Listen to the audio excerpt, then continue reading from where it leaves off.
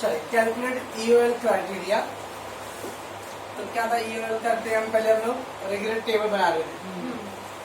तो regular table आने के बाद हम लोग क्या करेंगे, प्रोबेबिलिटी से मल्टीप्लाई करेंगे और ऐड करेंगे। ऐड करके कौन सा आंसर लेंगे हम लोग, मिनिमम। ईवीएम में मैक्सिमम लेते हैं। अब देखिएगा वीडियो। धन्यवाद। और उसको अपने घर की मुर्गी डाल रहा बाहर डाल रहे, अब दूर रख के देखेंगे, यहाँ नजदीक वाले लोग याद नहीं। सब मुंह माया है, सब ऑनलाइन पेपर है, क्या टेंशन है। तो बस आ रहे हैं, बस चले तो सीधे बोल देंगे सर पेपर ऑनलाइन ही है तो क्या है, हम लोग डायरेक्ट फीस तो दे दिए हैं, क्या टेंशन ले रहे हो। हम आते हैं डायरेक्ट 28 तारीख पेपर से, वो ऐसे ही वर्ड बोल देंगे। कुछ लोग नहीं बोल पाएंगे डर से, उन्नीस का डर। आप कुछ लोग नहीं बोल रहे।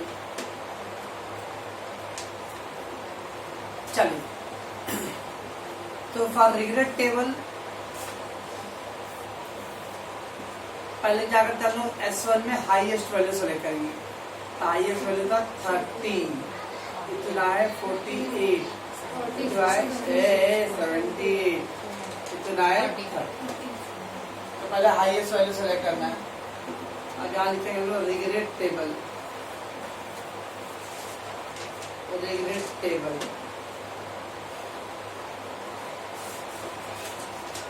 S1, S2, S3, S4, A1, A2, A3 and A4 क्या म्हणजे probability.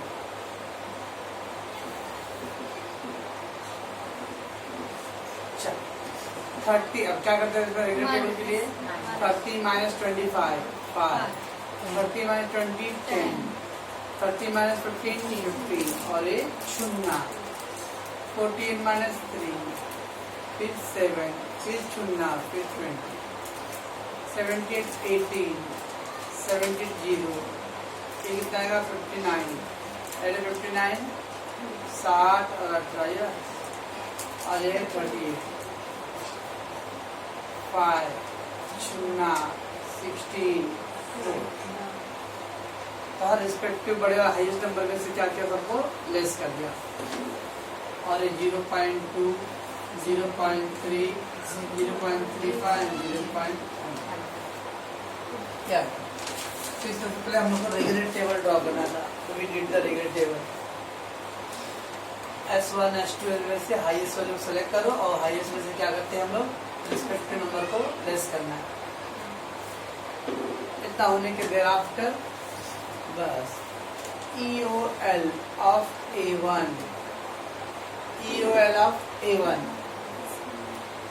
5 into 0.2, 5 into 0.2 plus 3 into 0.3 plus 18 into 0.35 plus 5 into 0.15 1 0.9 18 बच्चे 90 9 18 54 63 6.30 15 बच्चे 75 राइट है 7 8 8 95 8.95 ये आ गया 8.95 आ गया।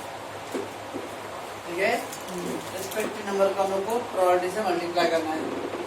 अब EOL of A2, EOL of A2 3 into 0.2 sorry 3 ये 10 है ना, 10 into 0.2 उसका 7 into 0.3 0 into 0.35 0 into 0.15 ये आ गया 2, ये आ गया 2.1 और इधर सब 0 आएगा, 0 मल्टीपल 0 ये हो गया 4.1 राइट है या। Then EOL of A3 15 into 0.2 0 into 0.3 59 into 0.25 and then again 16 into 0.15. 3 0 20.65. 65 sure. Yes, sir. 16 25 80 24 2.24 नहीं 2.4 हाँ सर, हाँ मेरा तो 2 रहा है। 2.4 ना हाँ 2.4 और 40 तो एक ही है सॉरी। हाँ सॉरी कितनी बार सॉरी बोलेगी 23 25 26.05 20.65 आ रहा किसका इसका 59 into 59 into 0.35। उधर क्या लिखा नहीं वो बराबर करके ऐड किया है। मतलब ये हाँ नहीं इसके बाजू वाला ये उसको लगाना सर। 20.65 आ रहा है। वो लास्ट का दे।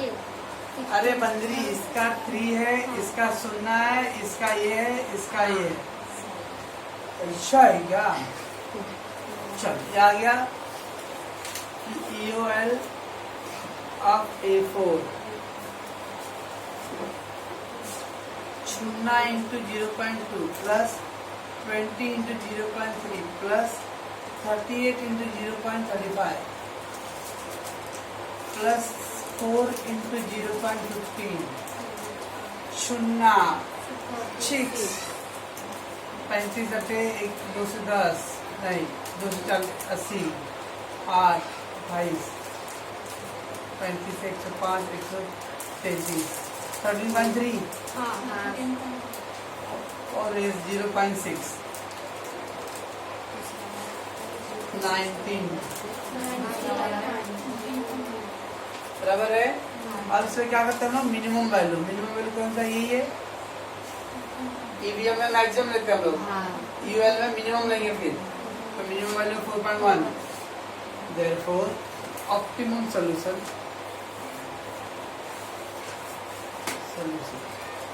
या पहले लिखो मिनिमम वैल्यू मिनिमम यूएल कितना है 4.1 तो optimum solution is A2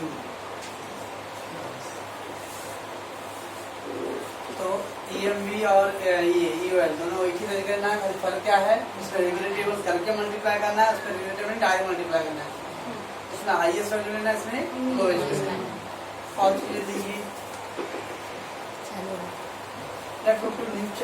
chapter है एलिमेंट्री प्रोबेबिलिटी थ्योरी प्रोबेबिलिटी संभावना एक सिक्का उछाला तो हेड आने की संभावना एक पासा फेंका तो 6 आने की क्या संभावना है 2 पासा फेंका एक सिक्का और एक पासा एक साथ फेंका है ना तो वैसे 10th में एक चैप्टर था इस जमाने में उसके ही पार्ट है probability mean the chances of happening of any uncertain event chances of happening मतलब घटित होना कुछ होना ऑफ द अनसर्टेन इवेंट ऐसा कोई घटना जो अनसर्टेन है अब अनसर्टेन अब सिक्का उछालूंगा 16 पिक्चर का जो सिक्का उसको छोड़ दिया हाँ तो 16 पिक्चर का सिक्का अपना 16 पिक्चर है उसका हेड और हेड ही रहता है हेड और टेल नहीं हेड ही रहता है वो सिक्कों को छोड़ के बाकी सब में 2 चांस है तो गारंटी तो है नहीं कि क्या आएगा हेड भी आएगा टेल भी आएगा कभी नहीं भी आया तो सीधा खड़ा रहा ऐसा खड़ा रहा तो दीवार के वजह तो ये पॉसिबिलिटी लूडो 6 नंबर का कोई भी आ सकते वो बात अलग कि अपने हाथ में जादू रहता सांप काटने का तो 2 पे अपना कभी 2 आता नहीं है एक आएगा या तो 3 आएगा लेकिन 2 नहीं आएगा ओके ना गोटी मारने के लिए चाहिए 4 तो अपन 4 ही ले आते थे हम लोग एक्सपर्ट थे याद आया ना वो चीटिंग करते थे तो हैपनिंग ऑफ अनसर्टेन इवेंट कोई अनसर्टेन खेल को परसों तक लग रहा था इंडिया जीत जाएंगे आराम से कल इतनी बेशर्मों की तरह हार गए, फिर भी हमारा विराट कोहली हीरो है। अरे बाप रे, क्या हीरो है। हमारे देश के असली जवान, माँ बाप मरते भी है तो भी अंतिम दर्शन करने नहीं आते हो जवान ड्यूटी से, और यहाँ अपने होने वाले बच्चों को देखने के लिए देश का मैच छोड़ के आ रहे लोग, फिर भी हम इसे रियल रोल मॉडल मानते। बाप रे, दैट्स आज का कलयुग है भाई। तो अनसर्टेन चीज, अनसर्टेन मतलब फिक्स अनिश्चित है कि क्या क्या होएगा, अब उसकी क्या चांसेस है। सट्टा बाजार, सुनिए सट्टा बाजार क्या, सट्टा लगाते हाँ तो बहुत पहुंचे लिए रे। सट्टा बाजार, कोई चांस, मैच जीतने के क्या चांसेस है। ओके, अब जो कल सट्टा लगाए रहेंगे परसों तक शाम तक, इंडिया तो आराम से निकल जीत जाएगी, और कल एक ही घंटे तक टीवी खोले रहेंगे, एक घंटे बाद इंडिया हार गई। तो दैट इज अनसर्टेनिटी। ओके, उसके वर्ड बोलते हैं लोग probability. Probability mean the chance of happening of the uncertain event. किसी अनसर्टेन इवेंट के क्या चांसेस है। अब कल बारिश हो सकता है, मौसम देख के लग नहीं रहा है, 0.05% चांस है भाई। मौसम का क्या कर रही है, uncertain. Some uncertain event has many possibility, that is called outcomes. अब मान लो कॉइन है, तो कॉइन कितने ऑप्शन है, हेड या टेल। लूडो पास है, डाइस है, तो डाइस में 1 to 6 तक के ऑप्शन है। तो हर एक अनसर्टेन इवेंट के अंदर कुछ ना कुछ पॉसिबिलिटी है, उस पॉसिबिलिटी को क्या कर लो, आउटकम्स, रिजल्ट। डाइस उछाला, आप देख रहे हैं तो कोई ना कोई तो नंबर आएगा ना। वाकड़ा आकड़ा आकड़ा, तो ऐसे उसको हम गिनते नहीं, फिर से खेलते हैं, तो इसमें काउंट ही नहीं करना पड़ेगा।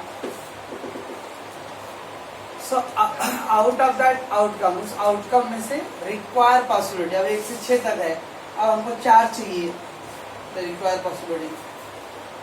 पॉसिबिलिटी वाला प्रोबेबिलिटी। तो 6 ऑप्शन था, उसमें से हम लोग को 4 चाहिए, तो टोटल 6 ऑप्शन थे, 4 आने के चांसेस एक बार है, तो 6 ऑप्शन में से एक बार आएगा, तो 1/6 ये हो गया पॉसिबिलिटी। यानी हर 6 में एक बार 4 आने के चांसेस हैं। So any outcome that we get after a trial, it is called experiment or trial. Trial मतलब आप कितनी बार आप पासा फेंक रहे हो, पासा 1 बार फेंके, पासा 2 बार फेंके, कॉइन 3 बार फेंके हो। हमारा भी 1 coin toss 2 टाइम, एक कॉइन को 2 बार उछाले हो, तो दोनों पे या तो हेड आएगा, दोनों पे टेल आएगा। पहले पे हेड आएगा, दूसरे टेल, पहले टेल दूसरे, 4 ऑप्शन। तो आपने अरेंज करते हो सिक्के को एक सिक्के को 2 बार उछाले आपने, दैट इज कॉल्ड ट्रायल या फिर एक्सपेरिमेंट। ओके, अब ये जो हम लोग को बाहर हो गया कि HHT आएगा, 3 सिक्का उछाला तो HHT, HH, फिर तीनों में दे दी HHT, HTH, THH, ओके ना, और क्या हुआ है HTH, तो हो गया ना THT, और क्या बच गया TTH, THH, तीन 6 आ गया। ये सब उन्होंने नोटबुक किताब में पढ़ के याद कर लिया ना।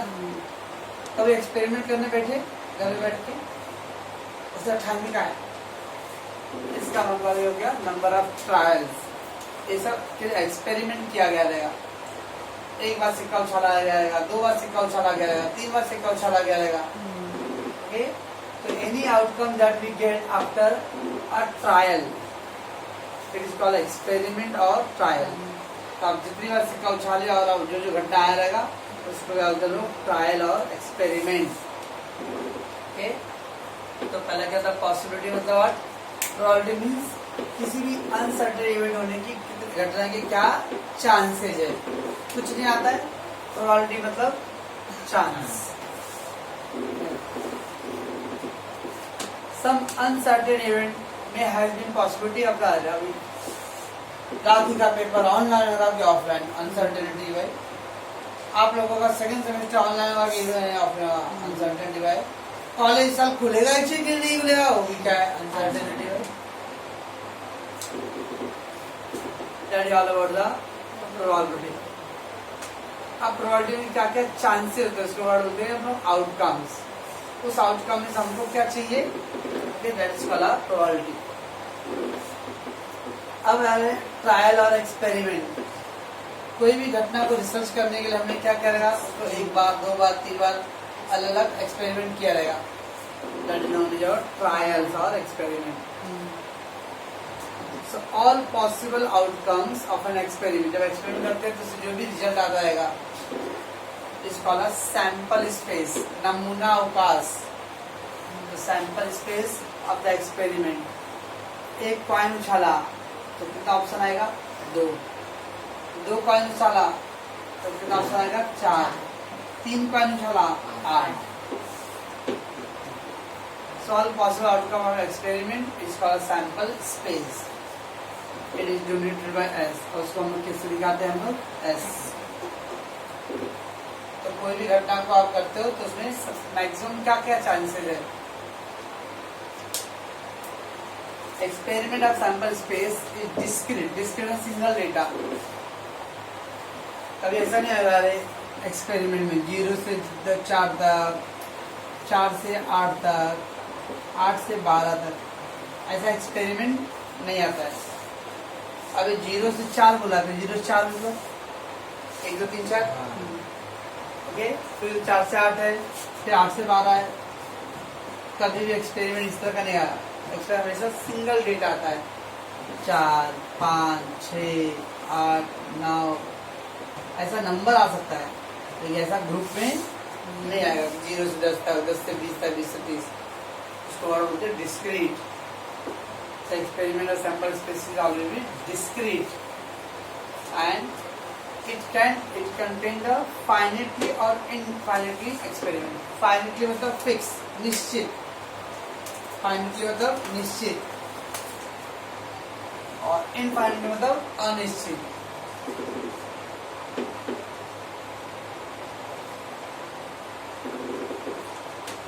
अभी क्या है, फाइनली निश्चित मान लें सिक्का 2 सिक्का उछाल तो मान लें कि 4 आएगा, फिक्स है। 5 से भाग जाने वाले सभी संख्या 5 से भाग जाने 5 10 15 20, कहीं रुकेगा क्या, 5 10 15 20 आगे 25 30 35 अनंत तक जाएगा। ये क्या है, इनफाइनिटली, अनिश्चित। लेकिन वो 5 से भाग जाने वाले लेकिन 40 से छोटा, 5 से भाग जाना चाहिए लेकिन 40 से छोटा, तो 35 तो नहीं होगा ना, 40 से छोटा बोला है। ये क्या हो गया, निश्चित। चलिए फाइनिटली, फाइनिट मतलब निश्चित, इनफाइनिट मतलब अनिश्चित। Any subset of the sample space is called an event. अगर ये 5 से लेके आपने 35 लिख दिया, मैं बोलूँगा इसके अंदर 10 से भाग जाना नंबर, 10 से भाग जाए, 10 से क्या है, 10 20 30 10, क्योंकि 10 5 से लेके 35 के बीच में बोल रहा है, तो 10 से भाग जाना। तो देखो ये 5 10 15 20 25 25 35 है। जब बड़े नंबर में से तीनों आ गए ना, 10 भी आ गया, 20 भी आ गया, उधर 30 भी आ गया। ओके, तो किसी एक भाग से उसमें से आपने कुछ सेलेक्ट कर लिया, उसको बड़ा बोलते हैं लोग सबसेट। सबसेट मतलब होता है उप समुच्चय। उप समुच्चय मतलब उसका एक भाग। जैसे महाराष्ट्र इंडिया में था कि इंडिया महाराष्ट्र होता है, महाराष्ट्र इंडिया ना, इंडिया में महाराष्ट्र था ना, हाँ। तो महाराष्ट्र क्या इंडिया का सबसेट है। अब महाराष्ट्र के अंदर मुंबई आता है, हाँ, तो मुंबई महाराष्ट्र का सबसेट है। यूपी में इंडिया आता है, नहीं इंडिया में यूपी आता है, यूपी में आता है। समोसे में आलू के आलू samosa then the word subset. तो अभी क्या प्रोबेबिलिटी का इंट्रोडक्टरी पार्ट, पॉज कर दो आराम से।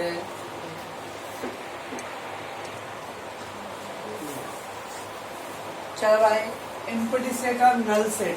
क्या तो नल सेट है, पानी बताइए। 10वीं आपकी इकोनॉमी में पढ़ेगा रिक्त समुच्चय। क्या आता है रिक्त समुच्चय? ऐसी कोई घटना जिसमें कोई भी एक भी इवेंट नहीं आने वाला। 9 फुट ऊंचा इंसान,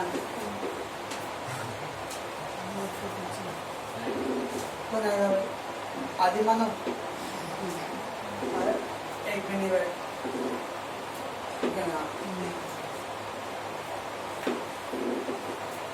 तो इम्पटी सेट और नल सेट, ऐसी कोई घटना जिसमें एक भी घटक ना हो।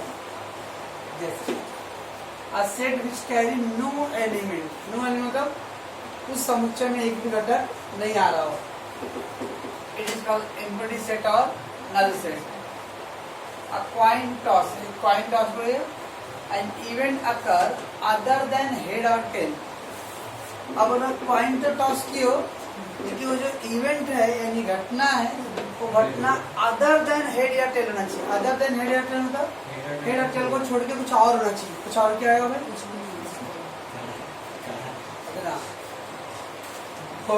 बड़ा वाले लोग गिनते नहीं ना, बड़ा वाले गिनते नहीं तो फिर से करते ना। तो हेड और टेल को छोड़ के कुछ और आएगा ही नहीं, तो there is no such event, hence is a null set. ऐसी कोई घटना जिसमें कोई भी घटक आने वाला ही नहीं है, ऑप्शन ही नहीं आएगा, तो इसको बोलते हैं लोग null set.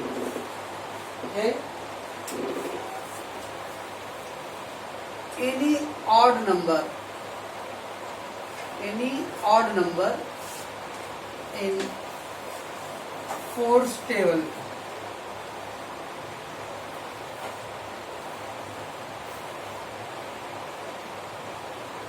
Any odd number, कोई ऑड यानी विषम संख्या, ऑड यानी विषम संख्या, तो कोई भी विषम संख्या इन फोर्थ टेबल मतलब चौथे 4 का पहाड़ा, 4 के पहाड़े में कोई विषम संख्या आना चाहिए। अब 4, 8, 12, 16, 20, 24, 28, 32, 36, 30, 40 ये हो गया। बराबर है 3, 3, 6, 3, 10। इसमें देखो सारे नंबर इवन है, विषम है, सम है। हम लोग को बोला विषम आएगा क्या इसमें? विषम नहीं, तो उसको हम लोग इस तरह दर्शा देंगे, यानी इसमें एक भी अंक नहीं आएगा। बराबर, तो उसको हम लोग नल सेट में कैसे दिखाते हैं? ऐसा सर, ये कैसे बनाते हैं सर? हिंदी में 63 बनने ना, 63